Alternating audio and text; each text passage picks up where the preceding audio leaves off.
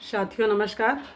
मैं भोपाल से आशा कुशवाहा। आज हम भारत के कृषि प्रधान देश होने पर चर्चा करेंगे कि भारत एक कृषि प्रधान देश है, लेकिन इसके बावजूद भी बहुत सारी ऐसी समस्याएं हैं, आर्थिक समस्याएं हैं जिनसे भारत जूझ रहा है और हमारा किसान जूझ रहा है।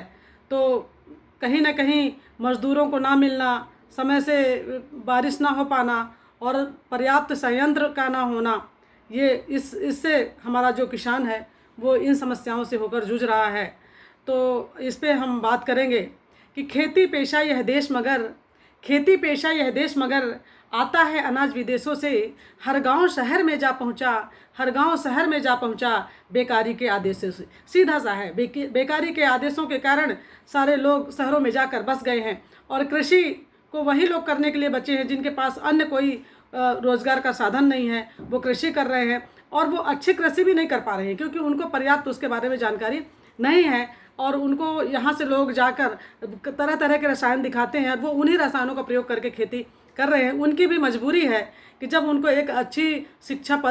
एक अच्छी कृषि की पद्धति नहीं मिलेगी तो वो करने के लिए मजबूर हैं। और हम सारे लोग, मतलब एक ऐसा है कि भोजन ऐसी चीज़ है कि भोजन के बिना तो कोई रह ही नहीं सकता और भोजन गांवों से आता है।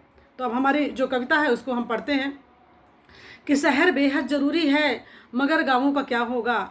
शहर बेहद ज़रूरी है मगर गांवों का क्या होगा। इमारत बन गई मगर पेड़ की छांवों का क्या होगा। इमारत बन गई मगर पेड़ की छांवों का क्या होगा। शहर भी ज़रूरी है लेकिन गांव की छांव का क्या होगा।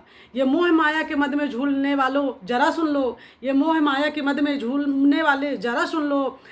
शहर आकर गांव को भूलने वाले जरा सुन लो। शहर आकर गांव को भूलने वाले जरा सुन लो। जो पूरे दिन मगन होकर गगन में गीत गाते हैं, जो पूरे दिन मगन होकर गगन में गीत गाते हैं, शाम होते ही वो पक्षी भी घर को लौट जाते हैं। शाम होते ही वो पक्षी भी घर को लौट जाते हैं।